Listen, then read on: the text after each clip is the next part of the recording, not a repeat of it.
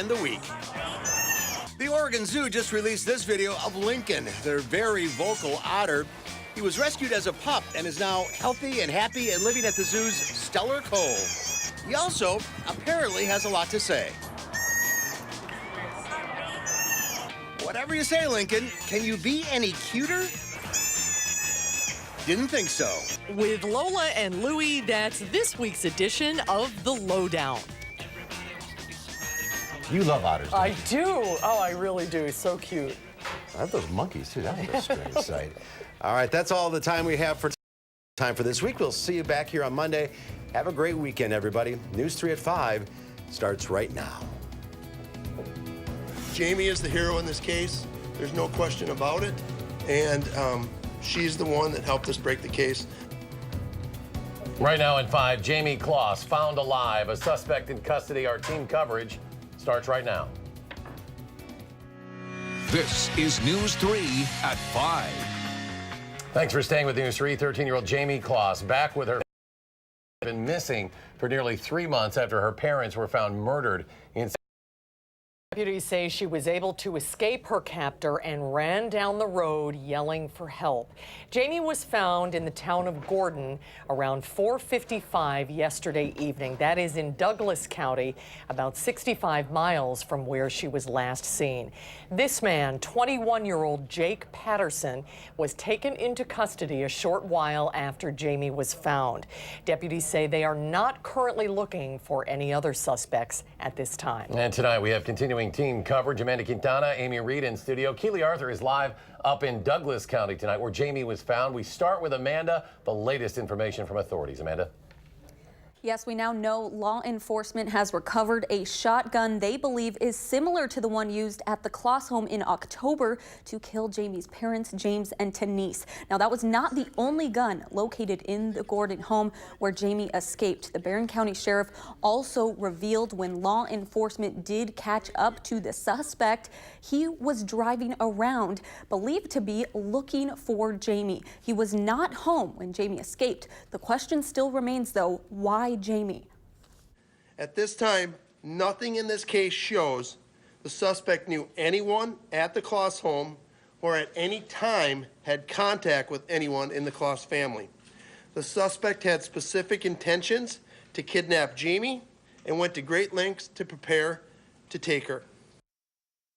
Patterson did work at the Jenny O plant where Jamie's parents also worked, but that was over 3 years ago for just 2 days. They did not appear to have any contact. Sheriff Fitzgerald would not answer any questions about the condition of the home or how Jamie was being restrained. Jamie is talking and has been released from the hospital. Just law enforcement are trying to give her some space right now. We will find out more when Patterson makes his first appearance in court on Monday at 3:30. Amanda Quintana reporting tonight. Amanda, thank you. Looking at the timeline of events in this case, Jamie disappeared and her parents were murdered on October 15th. A week later, thousands of volunteers helped search for her through the fields and woods surrounding her home. On October 24th, the FBI offered a $50,000 reward for information in Jamie's disappearance. In November, Barron County Sheriff Chris Fitzgerald urged hunters to be on the lookout for clues for Jamie. On December 12th, the Barron community designated and lit a decorated tree of hope for Jamie Kloss as a way to pay tribute and hope for a safe return home. And then on January 10th, yesterday, she was found alive. Douglas County, where Jamie was discovered, is about an hour north of Barron. And that is where our Keely Arthur has been spending the day, live now in Douglas County with a closer look at the suspect's background. Keely? That's right. The neighborhood right behind me is where Jamie Kloss was held captive for nearly 90 days. We're in Gordon, Wisconsin. It's about 4.5 hours north of Madison, to give you an idea, and about an hour north of Barron, where Jamie was abducted about 3 months ago. Of course, the search for her came to an end around 5 p.m. yesterday when Jamie, described as very thin with matted hair, approached a woman out walking her dog. Immediately, that woman recognized her. She brought Jamie to a nearby home, and that's when they called 911. When the door opened up and her dog came through and Jeannie walked in and said, "This is Jamie Kloss, and call 911." I was in absolute shock. As we now know, police said Jamie was held captive by 21-year-old Jake Patterson. Patterson is now in police custody on kidnapping and homicide charges. Police believe he killed Jamie's parents back in October, but little else is known about him. He has no criminal record in this state. He's described as quiet and smart, but also a troublemaker by people who knew him. And authorities out here right now in Gordon trying to figure out exactly why Patterson did this and how he did this. FBI and DCI are inside his home right now, and I'm being told they're combing through every room trying to find more details. Back to you. Keely Arthur live in Douglas County tonight. Keely, thank you. And we are also hearing from the woman who actually saw Jamie for the first time after she escaped. Jeannie Nutter says she was out walking her dog when Jamie came up to her on the road asking for help. I knew she wasn't dressed for the weather, so I figured wherever, when I first saw her, I thought, oh, you know, has she run away? Did somebody just dump her off here? Because she didn't have coats or gloves or, and then when she told me who she was, I figured she must have left in a hurry, so. Well, Jamie Claus has been in and out of the headlines here in Madison. The story has been front of mind for everyone living in Barron for the last 3 months. Our Danica Lewis shares how people living there never lost hope that Jamie would come home. Many of the messages coming from this building behind me, the Barron County Justice Center, were messages of gratitude, whether people knew Jamie very well or didn't at all. I knew it was good news, and I cried. Jamie Claus's aunt, Kelly Engelhardt, couldn't stay standing when she heard her niece was finally found. The fact that it was 87 days and they hadn't found her, we knew she was still there. We knew. So we had faith every day. Wow, you're doing pretty well. Right below the egg and ham special at Seasons Cafe, there's another reminder of that faith. Reinforced by an anonymous neighbor who paid for every customer's cup of coffee to celebrate the fact that Jamie was coming home. You know, we just prayed she was alive and would be found. So, yeah, it definitely affects us, and it makes us happy now. Happy for that little girl. Kathleen Ream's entire breakfast club felt that way, and it definitely wasn't the free Joe that brought their spirits up. I don't know her, but I've been praying for her, and, you know, we see her picture everywhere, and we have bracelets that we buy, and they have trees up, you know, in her honor. The tree by Jamie's school wasn't taken down with the Christmas decorations around Barron. Jamie, we missed you, and we are so grateful you are home. While cameras weren't allowed into Riverview Middle, counselors and therapy dogs came to comfort, perhaps calm the emotions of students, staff, and the district administrator, Diane Tremblay. We want to thank Jamie for being so courageous and for achieving an opportunity to find her way back to us. What an extraordinary young lady. Not to mention an extraordinary ending. The fact that, that Jamie did what she did and got out is unbelievably awesome. Now, Jamie Claus's aunts weren't exactly sure when they would be able to see Jamie. They're just happy they'll be able to see her at all. In Barron County, Danica Lewis, WISC News 3.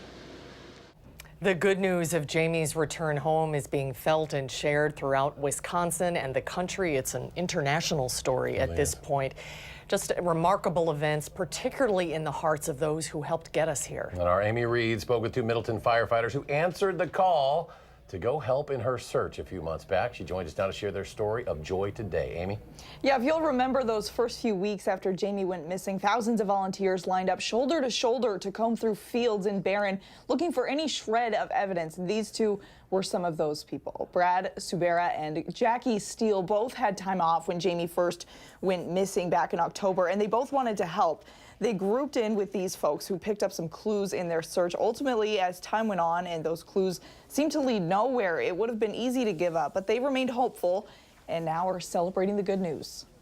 It does change your perspective, or it helps lighten your spirits. There's enough bad news in the world today that when you read the news and you wake up, it's a new day.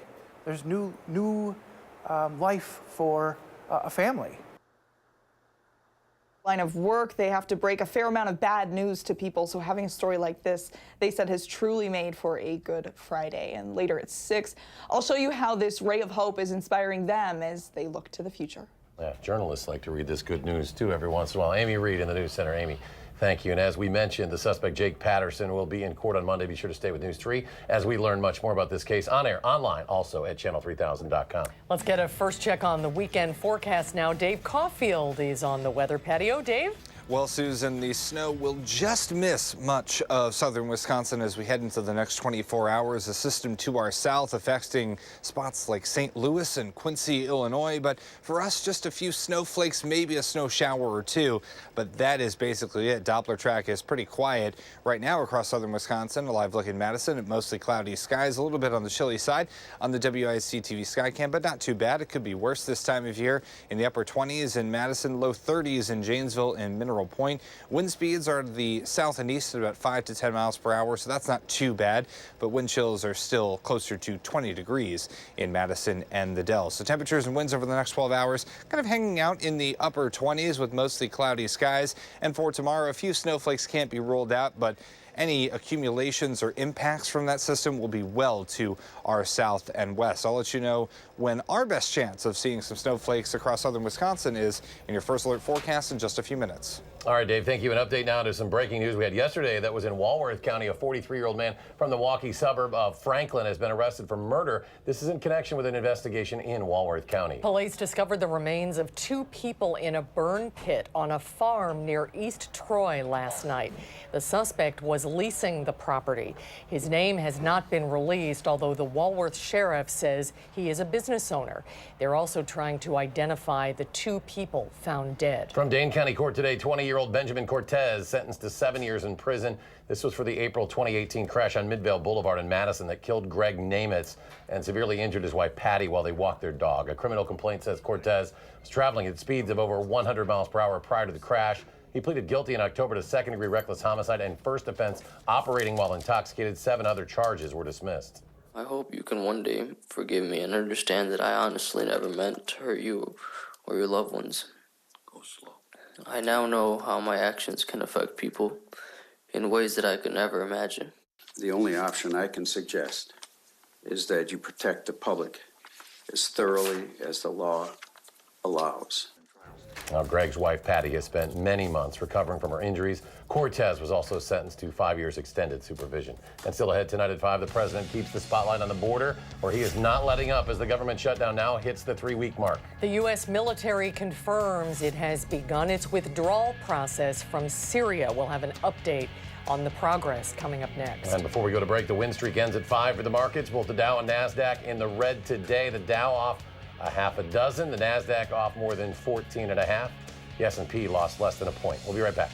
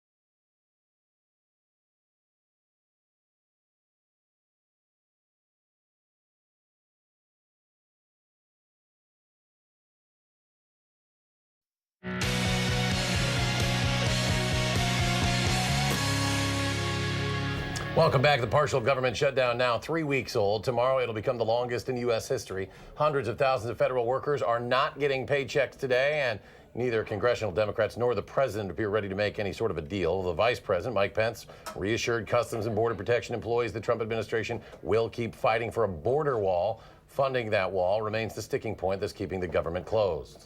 We're going to continue to stand with you until you have the resources and the reforms to do your job. 800,000 federal employees and all American citizens are held hostage. When do we come together and say enough? President Trump says he may sidestep Congress and declare a national emergency on the border. That would allow him to use unspent Pentagon funds to pay for the wall. This afternoon, the House of Representatives joined the Senate in voting to ensure federal employees receive back pay once this shutdown ends. The U.S. military withdrawal from Syria is underway after days of confusion over President Trump's decision to bring troops home. CBS's Tina Kraus reports. A U.S. spokesman confirms the military has started pulling out of Syria. Colonel Sean Ryan says the process of our deliberate withdrawal from Syria has begun, adding, out of concern for operational security, we will not discuss specific timelines, locations, or troop movements. They're all coming back, and they're coming back now. President Trump's abrupt decision in December to withdraw American forces because ISIS was defeated triggered the resignation of U.S. Defense Secretary James Mattis and sent shockwaves across the Middle East with confusion over how the pullout order would be executed. Turkey has threatened to attack the Kurds, who have been America's partners on the ground in the war against ISIS in Syria. A U.S. defense official tells CBS News it will take 3 or 4 months to get the 2,000 American troops home, and operations against ISIS will continue during the pullout. Critics believe the sudden withdrawal could shatter U.S. policy in Syria and allow the terror group to rebuild. Tina Kraus, CBS News. U.S. troops have been involved in Syria's war since 2014, advising Kurdish-led fighters in their battles against ISIS. All right, the weekend is here. Let's talk forecast. Meteorologist Dave Caulfield joining us from the weather patio. Dave? Well, Eric and Susan, some of our friends just to the south will be dealing with a hefty snow system this weekend. This is all part of a panhandle hook system that we like to talk about, often forming in the Oklahoma and Texas panhandles, kind of hooking up to the north. Well, this is a panhandle hook that doesn't hook. It just heads straight to the east and misses us. High pressure to our north will kind of keep that snow just far enough away to just miss us across southern Wisconsin. You can see the winter storm warnings and winter weather advisories in effect just to our south. That goes for the rest of this weekend. Spots like St. Louis into Indianapolis, portions of central Illinois, all under the gun for multiple inches of snow over the next couple of days. And there is that system on Doppler track, still heading a little bit to the north and east. By the time everything is said and done, by the time we get to Sunday, about 10 to close to a foot of snow, 10 inches, I should say, close to a foot of snow is possible for spots like St. Louis and portions of southwestern Illinois and northeastern Missouri. Now, for us across southern Wisconsin, and specifically in Madison, we have had barely any snow this January, only about a half an inch so far this month, and there's still plenty of the winter to go and still plenty of this month to go. But right now, there just aren't that many opportunities showing up for any significant snowfall. Now, last year at this time, if you remember, we were also in quite the hefty snow deficit, only about 5 inches of snow falling across the entire winter at this time last year. This winter, we have about 5 inches more than that, but still short of 10 inches, and we're about a foot behind schedule in the snowfall department. We should be close to 22 inches by this time. Downtown Madison on the Edgewater Skycam, no snow showing up just yet, although a few flurries, maybe a snow shower or two are possible over the next 24 hours, but I don't think any impacts will be felt across southern Wisconsin from this snow system. Today's high of 28, just a little bit above normal for this time of year, and temperatures right now are close to their highs for the day, so in the upper 20s and low 30s, and that's about 5 to 10 degrees warmer compared to this time yesterday. Wind speeds aren't that bad out of the south and east at about 5 to 10 miles per hour, but it's still making it feel a little bit chilly outside. Like in the Dells, it does feel like the teens, and in Madison it feels like 20 degrees. So future track not optimistic at all when it comes to this snow falling across any portion of southern Wisconsin. You see that snow just hanging out closer to Dubuque and not getting into Platteville, unfortunately, for the snow lovers out there. But again, a few flurries, maybe a snow shower or two possible, but I really don't think any accumulations will find their way to southern Wisconsin. We are starting off Sunday in the 20s. Our snow potential basically next to nothing across southern Wisconsin this time around. As we head into next week, our next chance of seeing some snowfall arrives by the time we get to next weekend, with temperatures a little bit milder by the middle of next week, and then by Friday and Saturday, we do have the chance of some snow showers, and breezier conditions are on the way. Here's your first alert traffic update, taking a live look at East Wash at Wisconsin 30. No major problems showing up there. No major accidents or incidents to report across Dane County, but we are seeing those normal slowdowns Friday afternoon and evening on the Beltline. Slow go in both directions closer to Fish Hatchery Road and also John Nolan Drive. But on our drive times, not looking too bad. Everything showing up green. Eastbound Verona Road to John Nolan Drive. That's 6 minutes right now. Some other routes in and around Madison. Westbound Middles into Sauk City on Highway 12. 17 minutes. That's also showing up green, so no major problems there. Average speed of around 60 miles per hour. And for snow lovers, this is just not the best forecast. The good news is long-term models have a little bit colder weather and possibly some more snowy weather on the way for the end of this month. So we'll keep an eye on that closely. We could always drive to St. Louis and yeah, exactly. partake in some of their snow. We'll time our vacation around that. Thank you, Dave. Thanks, Dave. Still ahead tonight, for the first time, federal health officials are releasing real-time information on this year's flu season. Look at just how widespread it is when we come back.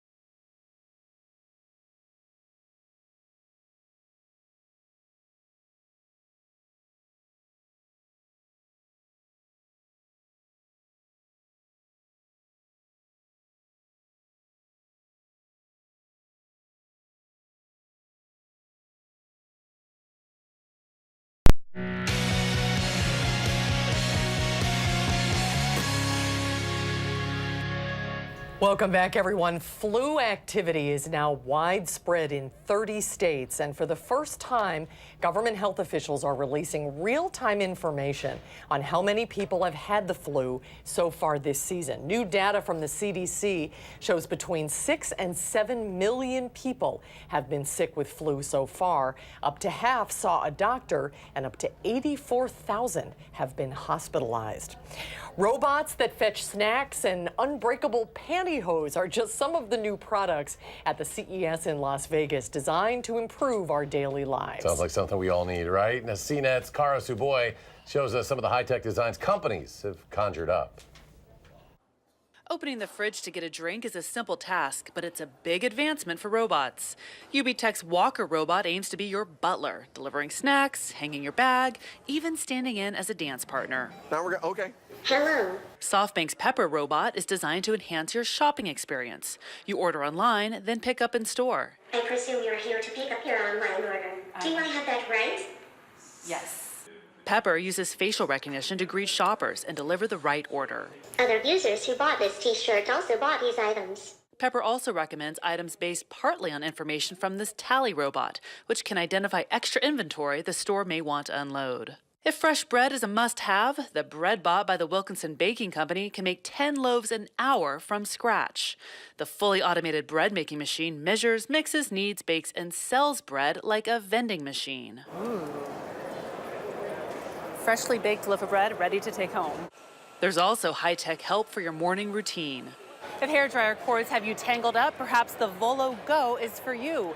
Cordless, uses radiant heat, and clocks in at just about $400. Even pantyhose are getting a tech upgrade. SheerTex's build is unbreakable pantyhose that won't snag even in a zipper. They are made with ultra-high molecular weight polyethylene. It's the same fiber that would be used in climbing equipment, bulletproof vests. Control, too. The hosiery sells for $99.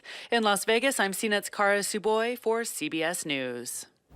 And stay with us. Dave will be back with another check of your forecast in just a moment.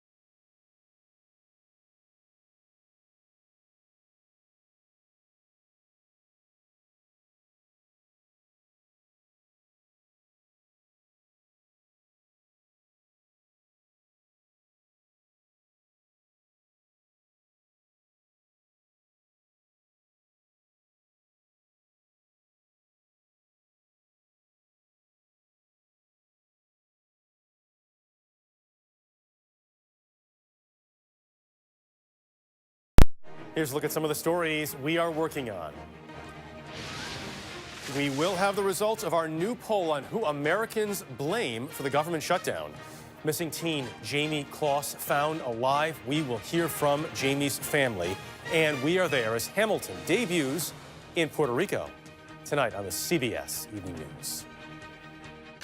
And the weekend is almost here. Yeah, and we are missing the snow for the most part. I can't say the same for spots to the south and west, but just some flurries, maybe a snow shower or two into tomorrow. Temperatures over the next 12 hours staying in the upper 20s, and then for the 7 to 10 day forecast, milder weather on the way by Tuesday. More updates in 30 minutes on News 3 at 6. Stay tuned for the CBS Evening News.